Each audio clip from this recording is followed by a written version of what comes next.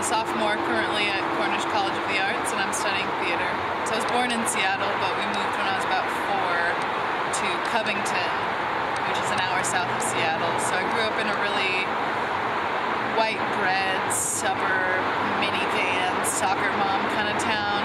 It means a lot that I'm a lot more self-conscious, that I have to be a lot more aware of who I am, and I have to be very solid in who I am, because people will look at me and they'll say, oh, you know, he's tiny, he sounds like a girl, he looks like a girl, but in that case, that means I have to, you know, I have to fully physically project my maleness, you know. I have to let people know that it's not okay to see me as a girl, and that I had problems with my acting teacher actually calling me she, and you just have to lay it down, you know. You have to say, every time someone makes a mistake, you have to say, I know that you're trying, but you must call me he, you must see me as male, and you have to accept that people are going to have trouble. You have to accept that you're going to play a 7-year-old for the rest of your life.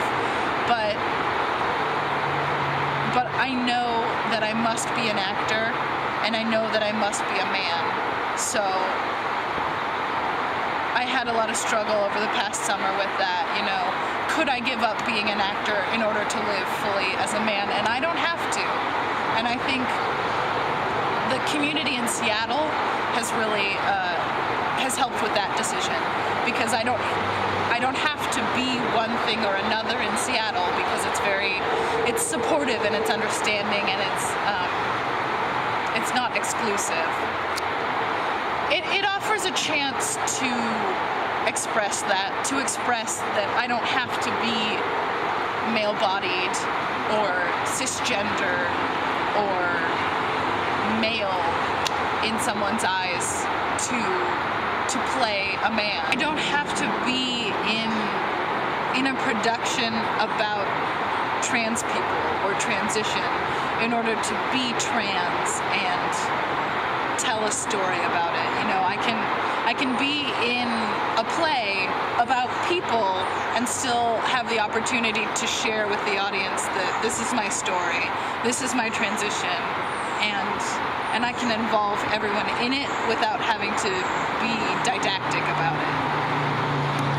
What do I love about theater? Oh God. It's an outlet, for one.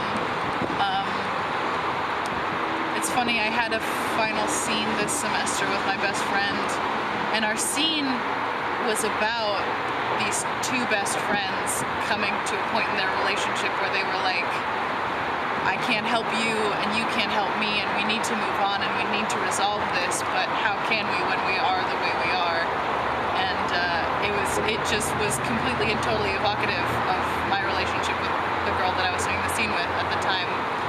And just doing that scene led to us talking about it.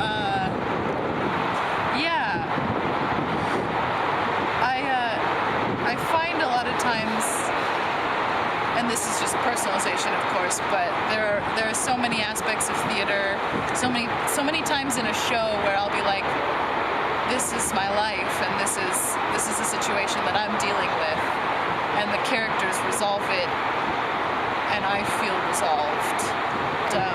And so I really love theater for that, and for the opportunity to share experience, and to share catharsis, and to share information, and like, you know, there may be people in the world who haven't ever had to deal with something like, I'm gay, or I'm trans, or I have experienced some injustice that I can't deal with, or maybe there are people who are gay or who are trans and who don't know it and who can't express it even to themselves, and then they see a piece of theater and it's like, there are people like you and there